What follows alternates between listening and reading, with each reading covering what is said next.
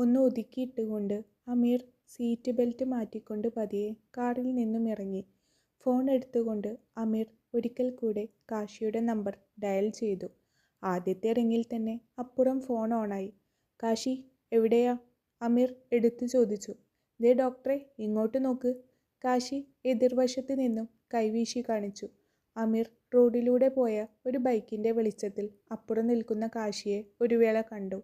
ഒരു ചെറിയ ചിരിയോടെ അമീർ ചുറ്റുമൊന്ന് നോക്കിക്കൊണ്ട് ഫോൺ എടുത്ത് പോക്കറ്റിൽ തന്നെ ഇട്ടുകൊണ്ട് റോഡ് ക്രോസ് ചെയ്ത് അപ്പുറം കടന്നു. "ഒരുപാട് നേരമായോ വന്നിട്ട്?" അമീർ കാശിയെ നോക്കിക്കൊണ്ട് ചോദിച്ചു. "ഏയ് ഇല്ല ഡോക്ടറെ, ഒരു 5 മിനിറ്റ് ആയുള്ളൂ വന്നിട്ട്." കാശി ഒരു ചിരിയോടെ പറഞ്ഞു. "ഇവിടുന്ന് ഒരു കുറുക്ക് വഴിയുണ്ട്. ചെന്ന് നിൽക്കുന്നത് പ്രഭാകരൻ്റെ വീടിൻ്റെ പിൻവശമുള്ള കയ്യാലക്കടുത്താ. ആ വഴി നോക്കുവല്ലേ?" കാശി അമീറിനെ തന്നെ നോക്കിക്കൊണ്ട് ചോദിച്ചു. നേരിട്ട് വേണ്ട. അതൊരു പക്ഷേ കല്ലുവിൻ്റെ ഭാവിയെ ബാധിച്ചേക്കാം. നാട്ടുകാർക്കും വീട്ടുകാർക്കും അവൾ നമുക്കാരാണെന്നും അവൾക്ക് നമ്മൾ കൊടുക്കുന്ന സ്ഥാനം എന്താണെന്നും തിരിച്ചറിയാൻ ഒരു പക്ഷേ സാധിച്ചെന്ന് വരില്ല. പ്രഭാകരൻ ഇനി വിവാഹത്തെപ്പറ്റി ചിന്തിക്കുന്നത് പോയിട്ട് അവളെ മറ്റൊരു കണ്ണോടെ നോക്കാൻ പോലും പാടില്ല." അമീറിൻ്റെ കണ്ണുകൾ നിന്ന് കത്തി. കാശിക്ക് പൊടുന്നനെ ചിരി വന്നു പോയി. അമീർ നെറ്റി ചൊളിച്ച് അവനെ ഒന്ന് നോക്കി. "ഡോക്ടർക്ക് അവളെ വലിയ കാര്യമാണല്ലേ? അവൾക്കും ഡോക്ടറെ പറ്റി നല്ല മതിപ്പാണ് കേട്ടോ. ഡോക്ടർ അവളെ കുപ്പിയിൽ നിന്നും വന്ന ഭൂതത്തെ പോലെയാ കണക്കാക്കുന്നതെന്ന് ഇടയ്ക്ക് കളി പറയും എന്നോട്."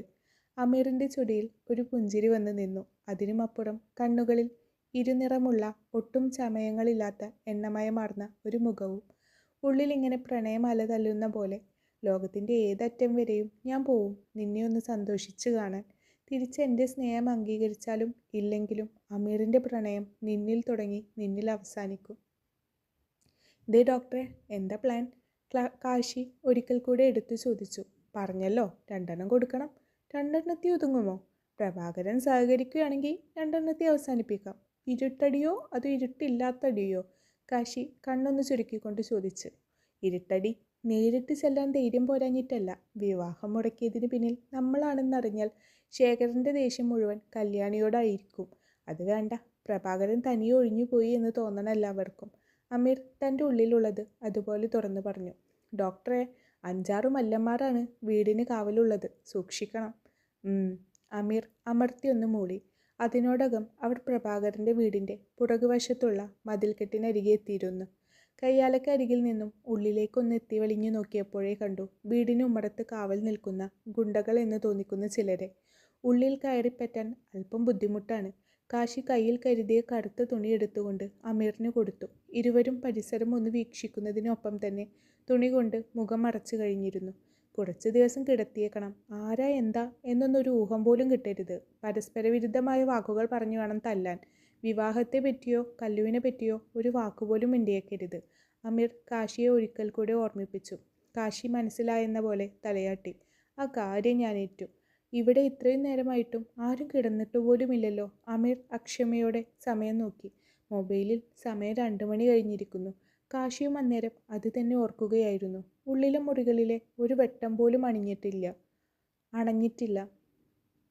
നോക്കി നിൽക്കെ ഉമ്മറത്തെ വാതിൽ തുറക്കപ്പെടുന്നതും രഘു പുറത്തേക്ക് ഇറങ്ങുന്നതും കണ്ടു. മുറ്റത്ത് കിടക്കുന്ന കറുത്ത കാർ തുറന്ന് അയാൾ ഒരു പൊതി പുറത്തേക്ക് എടുത്തുകൊണ്ട് ചുറ്റുമൊന്ന് വീക്ഷിച്ചുകൊണ്ട് തിരികെ കയറാൻ ഒരുങ്ങി. "എപ്പോൾ കഴിയും? ഇനി ഒരുപാട് നേരം എടുക്കുമോ?" പുറത്തു നിന്നവരിൽ ഒരാൾ അല്പം അക്ഷമയോടെ രഘുവിനോട് അന്വേഷിക്കുന്നത് കേട്ടു. തമിഴ് ചുവയുള്ള മലയാളമായിരുന്നു അയാൾ സംസാരിച്ചിരുന്നത്. വീടിന് ചുറ്റും കാവൽ നിൽക്കുന്ന ആരും മലയാളികളല്ല എന്ന് ഒറ്റനോട്ടത്തിൽ തന്നെ മനസ്സിലാവുമായിരുന്നു.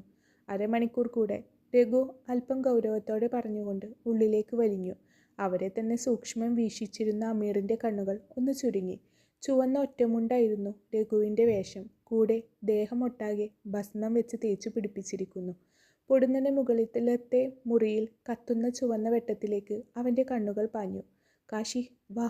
അമീർ അവിടേക്ക് തന്നെ ഒന്നുകൂടെ നോക്കിക്കൊണ്ട് പിറകുവശത്തെ ചുമരിൻ്റെ മറവ് പറ്റി മുന്നോട്ട് നിരങ്ങി നീങ്ങി. കാശി മറുത്തൊന്നും പറയാതെ അമീറിനൊപ്പം നീങ്ങി. "കാശി, എന്തെങ്കിലും ഡോർ വഴി കടക്കുക എളുപ്പമല്ല. അതിലും നല്ലത് ബാൽക്കണി വഴി ഉള്ളിലേക്ക് കടക്കാൻ പറ്റുമോ എന്ന് നോക്കല." ഇരുവരും മുകളിലേക്ക് വലിഞ്ഞു കയറാൻ സഹായിക്കുന്ന എന്തെങ്കിലും അരികിലുണ്ടോ എന്ന് ചുറ്റിത്തിരിഞ്ഞു നോക്കി. അല്പം മാറ്റി ചാരി വെച്ചിരിക്കുന്ന കോണിയിലേക്ക് കാശിയുടെ കണ്ണുകൾ ഉടക്കിയത് പെട്ടെന്നാണ്. കാശി മുന്നോട്ട് നീങ്ങിക്കൊണ്ട് കോണിയെടുത്ത് ബാൽക്കണിക്കരികിലേക്ക് വെച്ചു. എങ്കിലും കയറിപ്പറ്റാൻ കഴിയുന്ന വിധത്തിൽ ചാരി വെച്ചു. അരികിലേക്ക് കയറിപ്പറ്റാൻ കഴിയുന്ന വിധത്തിൽ ചാരി വെച്ചു. മുകളിലേക്ക് കയറുമ്പോൾ ഇരുവരും ശ്രദ്ധിക്കാൻ പരസ്പരം അങ്ങോട്ടും ഇങ്ങോട്ടും നിർദ്ദേശം നൽകുന്നുണ്ടായിരുന്നു. ഒരു ഡോക്ടറുടെ കൂടെ ഗുണ്ടാപണിക്ക് നടക്കേണ്ടി വരുമെന്ന് ഞാൻ സ്വപ്നത്തിൽ പോലും വിചാരിച്ചിട്ടില്ല. കാശി കോണി കയറുന്നതിനിടയിൽ അമീറിനെ നോക്കി ഒന്ന് ചിരിച്ചു.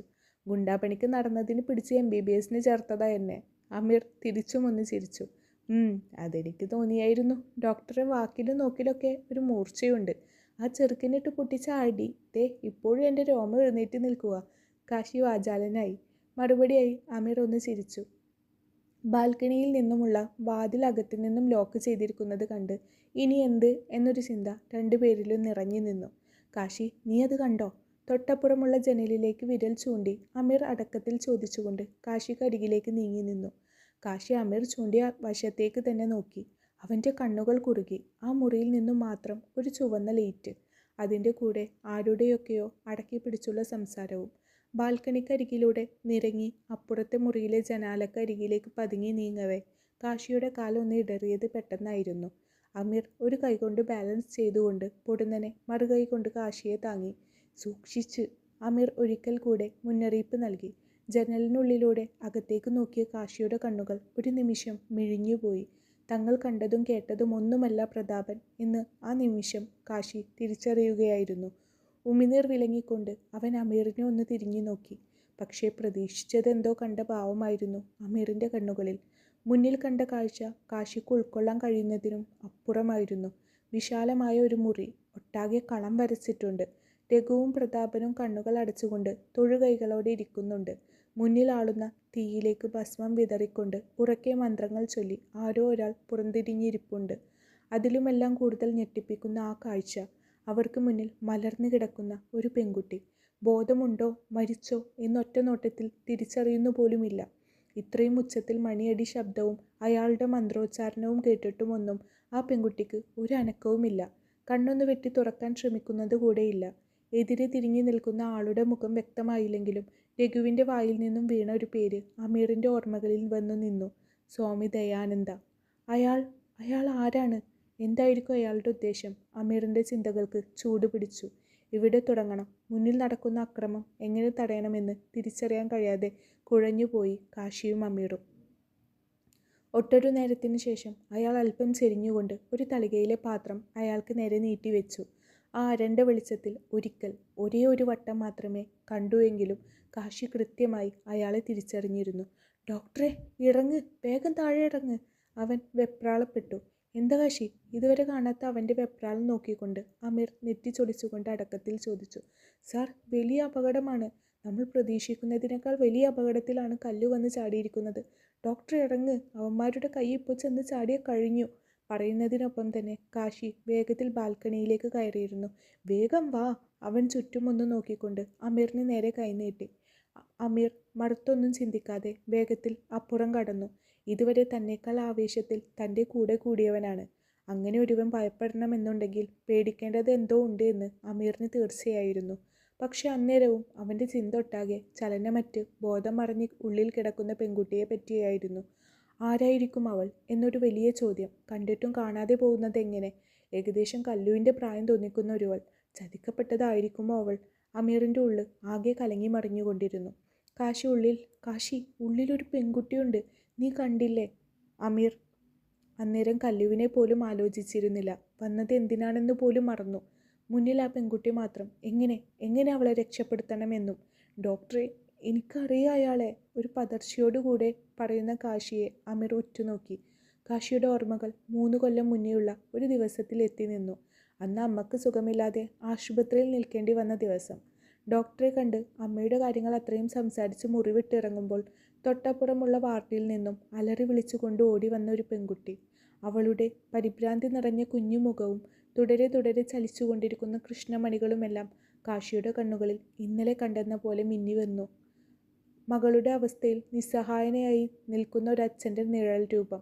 കുതറിയോടുന്ന മകളെ അടക്കി പിടിച്ചുകൊണ്ട് ആർത്തു കരയുന്ന ഒരു മനുഷ്യൻ്റെ രൂപം. ആരും തുണയില്ലാത്ത ഒരച്ഛനും മകളും. പ്രണയച്ചതിയിൽ പെട്ടുപോയ ഒരു പെൺകുട്ടി. സ്നേഹിച്ച പുരുഷനൊപ്പം പോവാൻ തീരുമാനിച്ചെന്ന് പോലും. അച്ഛന് നേരത്തെ തന്നെ മോളുടെ കാമുകൻ്റെ സ്വഭാവം മനസ്സിലായതുകൊണ്ട് എതിർത്തു എന്ന്. അവൻ്റെ ആവശ്യം കഴിഞ്ഞപ്പോൾ ഒരു സ്വാമിയുടെ ആശ്രമത്തിൽ കൊണ്ട് എത്തിച്ചു എന്ന് പോലും. കാമുകനും ഇതിലൊരു കണ്ണിയായിരുന്നു. ആ ആശ്രമത്തിന് കീഴിൽ ആരും അന്വേഷിച്ചു വരാൻ സാധ്യതയില്ലാത്തവരെ അവർക്ക് വേണ്ട രീതിയിൽ ഉപയോഗിക്കുകയാണെന്ന്. അവയവ കച്ചവടം പോലും നടക്കുന്ന ഒരിടം. സ്വാമി ദയാനന്ദ എന്ന പേര് ആദ്യം കേട്ടത് ആ അച്ഛൻ്റെ നാവിൽ നിന്നുമായിരുന്നു. മകൾ അനുഭവിച്ച ശാരീരിക പീഡനങ്ങൾക്ക് നീതി കിട്ടാൻ വേണ്ടി ആശ്രമത്തിനെതിരെ കേസ് കൊടുക്കാൻ വേണ്ടി നിന്ന ഒരച്ഛൻ. പക്ഷെ കേസ് കൊടുത്ത് 2-ാം നാൾ മകൾ ആശുപത്രിയിൽ വെച്ച് തന്നെ മരിച്ചു, ദുരൂഹമായി. അതിനെതിരെ നിയമ പോരാട്ടത്തിന് വേണ്ടി ഒരുങ്ങിയ അച്ഛൻ കൊല്ലപ്പെട്ടത് മകൾ മരിച്ച് 3 ദിവസങ്ങൾക്കകം. ദയാനന്ദ എന്ന പേര് പ്രത്യക്ഷമായും പരോക്ഷമായും മുഴങ്ങിക്കേട്ടെങ്കിലും അതൊക്കെ തേച്ചു മായ്ച്ചു കളയാൻ അവർക്ക് ഒരാഴ്ച പോലും വേണ്ടി വന്നില്ല. പക്ഷെ ആശ്രമത്തെ ചുറ്റിപ്പറ്റി ഒരുപാട് പേര് ഇപ്പോഴും ജീവിക്കുന്നു. കണ്ണിനും തലച്ചോറിനും തിമിരം ബാധിച്ച സ്വാമിയുടെ ഭക്തർ. അവർക്കത് സ്വാമിയെ അപകീർത്തിപ്പെടുത്താൻ ആളുകൾ ഉണ്ടാക്കുന്ന വെറും കെട്ടുകഥകൾ മാത്രമാണ്. അവർ പിന്നെയും ഈയാമ്പാറ്റകളെ പോലെ ആശ്രമത്തിലേക്ക് ആകർഷിക്കപ്പെടുന്നു. ഒരിക്കൽ പോലും നേരിട്ട് കണ്ടിട്ടില്ലാത്ത സ്വാമിയുടെ കേട്ടറിവ് മാത്രമുള്ള സിദ്ധികളിൽ വിശ്വസിക്കുന്നു. ഒരുപക്ഷെ ദൈവത്തേക്കാൾ ഉപരി അവർ ആൾദൈവങ്ങളെ ആരാധിക്കുന്നു. ചിന്താശേഷിയില്ലാത്ത ഇത്തരത്തിലുള്ള ഒരു ഭക്തരുടെ കൂട്ടമാണ് ഇവർക്ക് വളരാനുള്ള ഊർജവും. കാശി പറഞ്ഞു നിർത്തിയിടത്തു നിന്നും അമീർ ആലോചിച്ചു തുടങ്ങിയിരുന്നു. സ്വാമി പറഞ്ഞ പോലെ 15 ദിവസത്തെ പൂജ, അത് കഴിഞ്ഞ് 16-ാം നാൾ കല്യാണിയുമായുള്ള വിവാഹം, അത് കഴിഞ്ഞ മുതലാളിക്ക് വെച്ചടി കയറ്റമാ. കല്ലുവുമായി പ്രതാപൻ്റെ വീട്ടിൽ ചെന്നപ്പോൾ രഘുവിൻ്റെ വായിൽ നിന്നും വീണുപോയ വാക്കുകൾ. കല്യാണിക്ക് അവർക്കിട്ട വില 15 ലക്ഷം രൂപ. 5 ലക്ഷം തരാമെന്ന് പറഞ്ഞാൽ പോലും ശേഖരൻ വിവാഹം ചെയ്തു കൊടുക്കും അവളെ. പക്ഷെ 15 ലക്ഷം, അത് അവളുടെ ജീവനും കൂടെ ഇട്ട ഒരു വിലയാണോ? അമീറിൻ്റെ നെഞ്ചൊന്ന് കനത്തു. താഴെ ഇറങ്ങ് ഡോക്ടറെ, ഇപ്പോൾ ചിന്തിച്ച് നിൽക്കല്ലേ. സമയവും സന്ദർഭവും നോക്കി കൃത്യമായി ആസൂത്രണം ചെയ്തിട്ട് വേണം ഇനി ഓരോ അടിയും നമ്മൾ മുന്നോട്ട് വെക്കാൻ. ഇല്ലെങ്കിൽ നമ്മൾ തോറ്റുപോവത്തേ ഉള്ളൂ. കാശി ഒരിക്കൽ കൂടെ മുന്നറിയിപ്പ് കൊടുത്തു. ഇരുവരും ക്ഷമയോടെ കാത്തുനിന്നു. മുകളിലെ പൂജ അവസാനിക്കാൻ എന്ന വണ്ണം. മുന്നിൽ കണ്ട ആ പെൺകുട്ടിയെ കുരുതിക്കിട്ടുകൊടുത്തുകൊണ്ട് ഓടി രക്ഷപ്പെടാൻ ഇരുവരും തയ്യാറായിരുന്നില്ല. ഒരു ചെറിയ ശ്വാസം അവളിൽ ഉണ്ടെങ്കിൽ ഏത് വിധേനയെങ്കിലും രക്ഷിച്ചെടുക്കണം എന്ന് മനസ്സിൽ കണക്ക് കൂട്ടിക്കഴിഞ്ഞിരുന്നു. ഒരു നിമിഷം പോലീസിനെ അറിയിക്കാം എന്നൊരു ചിന്ത അമീറിൽ വന്ന് നിറഞ്ഞുവെങ്കിലും അത് പറിച്ചറിയാൻ കാശിക്ക് ഒരു നിമിഷം ധാരാളമായിരുന്നു. നിയമവും നീതിയൊക്കെ അവരുടെ കൂടെ നിൽക്കുകയുള്ളൂ എന്ന് കാശി തറപ്പിച്ചു പറഞ്ഞു. ഉള്ളിൽ ആശങ്കകൾ പെരുകിയപ്പോഴാണ് ഉമ്മറത്തെ വാതിൽ ശക്തിയിൽ തുറക്കുന്ന ശബ്ദം കേട്ടത്. അമീറും കാശിയും ഒരുപോലെ ഉമ്മറത്തേക്ക് ഉറ്റുനോക്കി. അതേസമയം അമീറിൻ്റെ പോക്കറ്റിൽ ഇരുന്നു കൊണ്ട് ഫോൺ ബെല്ലടിച്ചു. സ്ക്രീനിൽ അലീന എന്ന പേരൊരിക്കൽ കൂടെ തെളിഞ്ഞതും അമീർ വേഗത്തിൽ ഫോൺ ഓഫ് ചെയ്ത് പോക്കറ്റിലേക്ക് തന്നെ തിരികെ ഇട്ടു. വൈബ്രേഷൻ മോഡിൽ ഇട്ടിരുന്നത് നന്നായി എന്ന് ആ നിമിഷം അമീറിന് തോന്നിപ്പോയി. രഘു വേഗത്തിൽ വാതിൽ തുറന്നിറങ്ങുന്നതും ഉമ്മറത്ത് കാവൽ നിന്നവരെ അവിടെ നിന്നും മാറ്റുന്നതും കണ്ടു. ഞൊടിയിടയിൽ അവിടെ ആകെ ശൂന്യമായി. ഞൊടിയിടയിൽ അമീർ പോക്കറ്റിൽ നിന്നും ഫോൺ എടുത്തുകൊണ്ട് വീഡിയോ എടുക്കാൻ തുടങ്ങി. രഘു ചുറ്റും ഒന്ന് നോക്കി ആരുമില്ലെന്ന് ഉറപ്പ് വരുത്തി ഉള്ളിലേക്ക് കൈകാട്ടി വിളിച്ചു. അകത്തു നിന്നും പ്രതാപൻ ഇറങ്ങി വന്നു. നേരത്തെ കണ്ട പെൺകുട്ടിയെ അയാൾ തോളിലിട്ടിരിക്കുന്നു. ഉയരം കുറഞ്ഞ് മെലിഞ്ഞ ആ പെൺകുട്ടിയെ അയാൾ പുഷ്പം പോലെ മുറ്റത്തെ കാറിലേക്ക് ഇട്ടുകൊണ്ട് കാറിൻ്റെ ഡോർ വലിച്ചടച്ചു.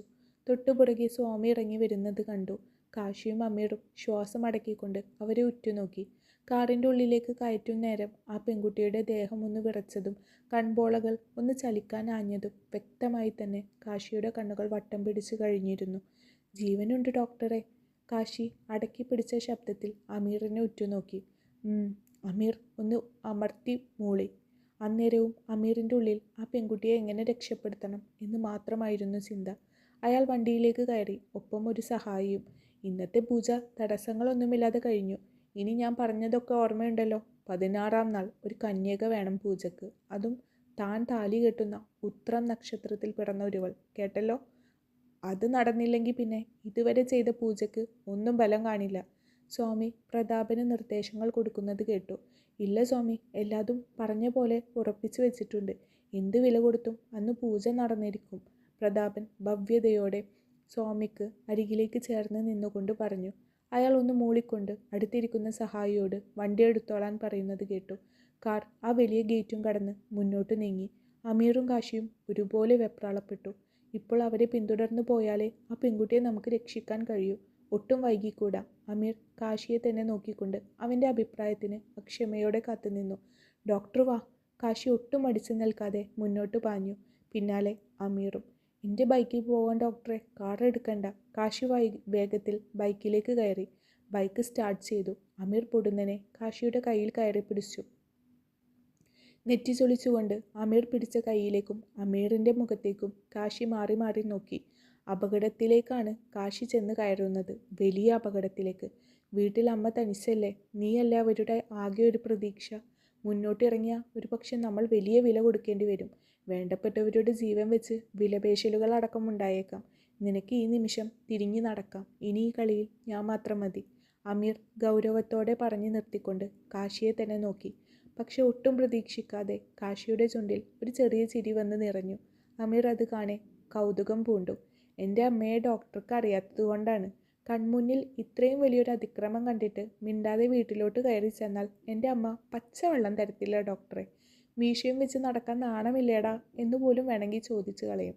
കഴിഞ്ഞ വട്ടം അയാൾക്കെതിരെ ഒരു തെളിവും എൻ്റെ കയ്യിലില്ലായിരുന്നു. അതുകൊണ്ട് മാത്രമാണ് ഞാൻ മുന്നോട്ട് ഇറങ്ങാഞ്ഞത്, അല്ലാതെ പേടിച്ചിട്ടല്ല.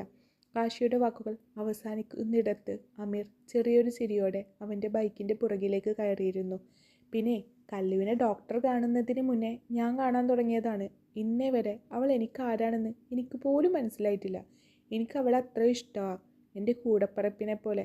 കാശിയുടെ ഉള്ളിൽ കല്ലുവിനുള്ള സ്ഥാനം അവൻ പറയാതെ തന്നെ അമീറിന് മനസ്സിലായിരുന്നു. ഇതുവഴി തന്നെയല്ലേ പോയത്? കാശി വണ്ടി ഓടിക്കുന്നതിനിടെ അമീറിനെ കണ്ണാടിയിലൂടെ ഒന്ന് പാളി നോക്കി. അതെ, അമീർ മുന്നോട്ട് നോക്കിക്കൊണ്ട് പറഞ്ഞു. എടുത്തു ചാടി ഒന്നും നടക്കില്ല കാശി. തെളിവുകളോടെ പിടിച്ചു വേണം ചോദിക്കാൻ. അമീർ ഒരിക്കൽ കൂടെ കാശിയെ ഓർമ്മിപ്പിച്ചു. കാശി ഒന്നും മിണ്ടിയതേയില്ല. കയ്യിൽ കിട്ടുന്ന നിമിഷം അയാൾക്കിട്ട് രണ്ട് പൊട്ടിക്കാൻ തീരുമാനമെടുത്ത മനസ്സിനെ അപകടമാണ്, സൂക്ഷിക്കണമെന്ന് പറഞ്ഞ് പഠിപ്പിക്കുകയായിരുന്നു കാശി അന്നേരം. ഏറെ നേരം ഓടിയിട്ടാണ് വണ്ടി ഒരു വലിയ ഗേറ്റിന് അരികിൽ നിർത്തിയത് കണ്ടത്. കാറിൽ നിന്നും നീട്ടി മുഴങ്ങിയ ഹോൺ കേൾക്കെ മുന്നിലെ ഗേറ്റ് വേഗത്തിൽ തുറന്നു കഴിഞ്ഞിരുന്നു. കാർ ഉള്ളിലേക്ക് കടക്കലും വലിയൊരു ശബ്ദത്തോടെ ഗേറ്റ് തിരികെ അടഞ്ഞു കഴിഞ്ഞിരുന്നു. കാശിയും അമീറും ഇനി എന്ത് എന്നറിയാതെ നിന്നുപോയി. അമീർ കൂട്ടിയും കിഴിച്ചും നോക്കിയിരുന്നപ്പോൾ കാശിക്ക് അതിനൊന്നും സാധിച്ചതേയില്ല.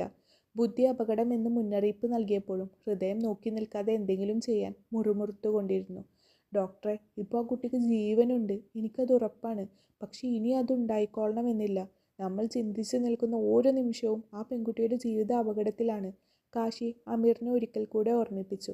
നമ്മൾ എന്ത് വേണമെന്നാ കാശി പറയുന്നേ? അമീർ എടുത്തു ചോദിച്ചു. നമ്മൾ പ്രതാപൻ്റെ വീട്ടിൽ കയറിയ പോലെ എളുപ്പമല്ല ഇവിടെ കയറാൻ. അതുകൊണ്ട് നേരിട്ട് കയറുകയല്ലാതെ മാർഗമില്ല. നേരിട്ട് കാര്യം ചോദിക്കണം. പറ്റുകയാണെങ്കിൽ ഇപ്പോൾ ഈ നിമിഷം ആ കുട്ടിയെയും കൊണ്ട് ഇറങ്ങണം. അല്ലെങ്കിൽ പോലീസ് സ്റ്റേഷനിൽ പോകണം. നമ്മളുടെ കയ്യിൽ ഇപ്പോൾ തെളിവുണ്ടല്ലോ. മൊബൈലിലെ തെളിവുകൾ കാണിച്ചുകൊണ്ട് പരാതിപ്പെടണം. കാശി തൻ്റെ അഭിപ്രായം മുന്നോട്ട് വെച്ചു. കാശി പറയുന്നതിനപ്പുറം ചിന്തിക്കാൻ അമീറിനും ആ നിമിഷം കഴിഞ്ഞില്ല. നേരത്തെ കണ്ട ആ പെൺകുട്ടി, വാടിയ താമരത്തണ്ട് പോലെ, ഇതുവരെ കണ്ടിട്ടില്ലാത്തൊരുവൾ. പക്ഷെ ആരെങ്കിലും തന്നെ രക്ഷിക്കും എന്നൊരു പ്രതീക്ഷയോടെ അത് ആർത്ത് കരയുന്നുണ്ടായില്ലേ? നേരം അപ്പോഴേക്കും 6 മണിയോടടുത്തിരുന്നു. വെളിച്ചം വെച്ച് തുടങ്ങിയിരിക്കുന്നു. അമീർ മുന്നോട്ട് നടന്നുകൊണ്ട് ഗേറ്റിൽ തട്ടി. തൊട്ടപ്പുറം അക്ഷമയോടെ കാശി ആ വലിയ മതിൽക്കെട്ടിലേക്ക് നോക്കി നിന്നു. പൊടുന്നനെ ഒരാൾ ഗേറ്റ് തുറന്നുകൊണ്ട് പുറത്തിറങ്ങി. ആരാ? സ്വാമിജിയെ കാണാനാണോ? ഇന്ന് സന്ദർശന ദിവസമല്ല, പോയിട്ട് ശനിയാഴ്ച വരൂ. പുറത്തേക്ക് വന്നയാൾ സംശയഭാവത്തോടെ ഇരുവരെയും നോക്കിക്കൊണ്ട് പറഞ്ഞു. ഞങ്ങൾക്ക് തൻ്റെ ആ സ്വാമിയുടെ ദർശനമൊന്നും വേണ്ട, അങ്ങോട്ടൊരു ദർശനം കൊടുക്കാനാണ് വന്നത്. കാശി മുന്നോട്ട് കയറി നിന്നുകൊണ്ട് അയാൾക്ക് നേരെ ഒച്ച വെച്ചു. അയാൾ ഒരടി പിന്നോട്ട് മാറി. ഞൊടിയിടയിൽ അമീർ അയാളെ തട്ടി മാറ്റിക്കൊണ്ട് അകത്ത് കയറിയിരുന്നു. ഏയ്, നിങ്ങൾ എന്ത് അതിക്രമമാണ് ഈ കാണിക്കുന്നേ? അയാൾ കൂടെ ഓടി വന്നുകൊണ്ട് അമീറിനെ തടയാനൊരുങ്ങി. കാശി മുണ്ടൊന്ന് വെടിച്ചെടുത്തുകൊണ്ട് അയാളെ തറപ്പിച്ചൊന്ന് നോക്കി. തടയാൻ വന്നവൻ്റെ കാലുകൾ വിലങ്ങിട്ട പോലെ നിന്നുപോയി. അയാൾ അപകടം മണത്ത പോലെ ഗേറ്റിൻ്റെ അടുത്ത് ഘടിപ്പിച്ചിരിക്കുന്ന സ്വിച്ചുകൾ ഓരോന്നായി ഇട്ടു. വലിയൊരു അപായ ശബ്ദം ആദ്യം മുഴങ്ങി. പിന്നെ ഉള്ളിലൊട്ടാകെ വെളിച്ചം നിറഞ്ഞു.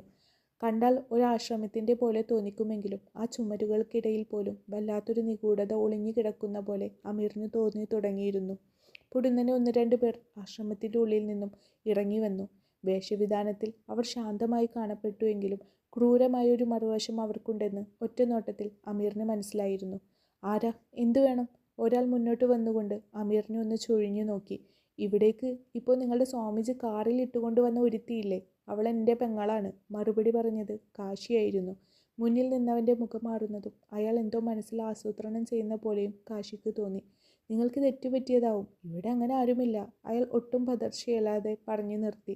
അത് നിങ്ങളല്ലല്ലോ, സ്വാമിജി അല്ലേ പറയേണ്ടത്. അമീർ മുന്നോട്ട് കയറി വന്നു. അങ്ങനെ എല്ലാ സമയത്തും സ്വാമിയെ കാണാൻ കഴിയില്ല. അതിനൊക്കെ ഒരു സമയവും കാലവുമുണ്ട്. അറിയാമല്ലോ, ലക്ഷങ്ങളാണ് സ്വാമിയൊരുന്ന് കാണാൻ ഓടി വരുന്നത്. അയാൾ ശാന്തമായാണ് പറഞ്ഞതെങ്കിലും അതിനുള്ളിലെ ഭീഷണി ഇരുവർക്കും മനസ്സിലായിരുന്നു. കണ്ടേ പറ്റൂ. കാണാൻ വന്നതാണെങ്കിൽ സ്വാമിജിയെ കണ്ടിട്ടേ പോകൂ.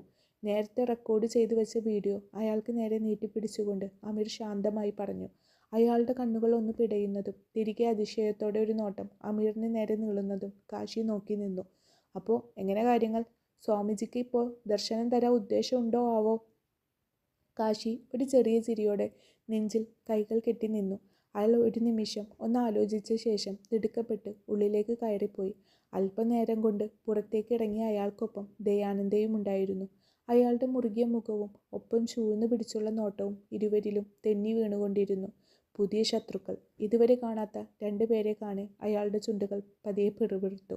എന്താ കുഞ്ഞുങ്ങളെ, ആശ്രമത്തിൽ വന്ന് പ്രശ്നം ഉണ്ടാക്കാൻ തന്നെയാണോ ഉദ്ദേശം? അയാൾ സാധാരണമായ പോലെ ചോദിച്ചു തുടങ്ങി.